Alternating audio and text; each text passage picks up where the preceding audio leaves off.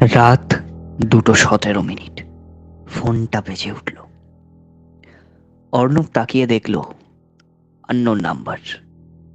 সে phone ধরে না, কখনোই না, কিন্তু আজ কেন জানি আঙুলটা থেমে থাকলো না। অর্ণব ফোনটা উঠিয়ে বলল, হ্যালো। ওপাশ থেকে ফিসফিসে একটা কণ্ঠ, চেনা, খুব চেনা। সেই কণ্ঠটা বলল, তুই দরজাটা খুলিস না।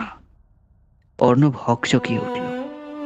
কে কে কে বলছো? কণ্ঠ, তুই জানিস আমি কে? 5 মিনিটের মধ্যে কেউ তোর দরজায় নক করবে, খুলিস না।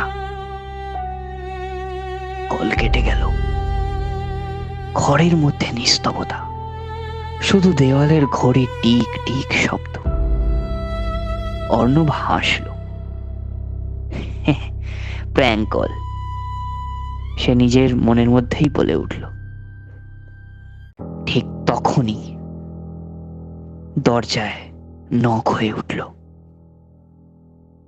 অর্ণব জমে গেল। ফোন তখন আবার বেজে উঠল।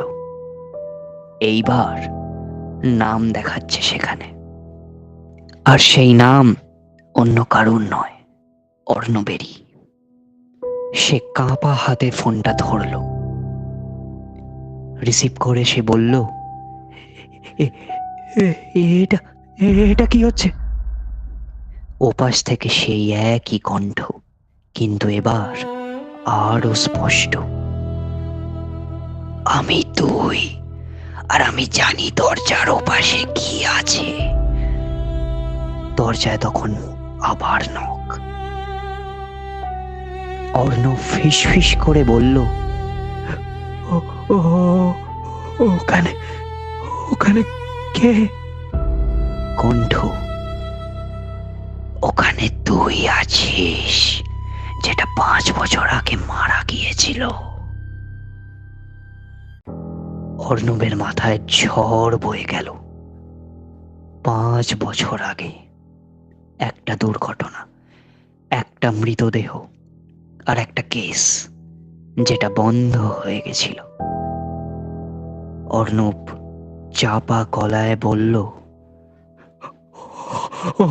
অসম্ভব। ফোনের কণ্ঠ ধীরে ধীরে বলল, দরজা খুললেই সব শেষ। আমার জায়গাটা নিতে এসেছি।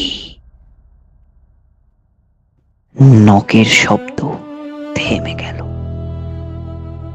নীরবতা। তারপর হঠাৎ হঠাৎ এক সময় দরজার নিচ দিয়ে ধীরে ধীরে ঢুকে এলো একটা ছায়া। ফোনে শেষ কথা ভেসে এলো, রাত 2:22। এই সময় আমি মারা গিয়েছিলাম। তারপর কল কেটে গেল। সঙ্গে সঙ্গে দরজার হাতল নিজে নিজেই ঘুরে গেল।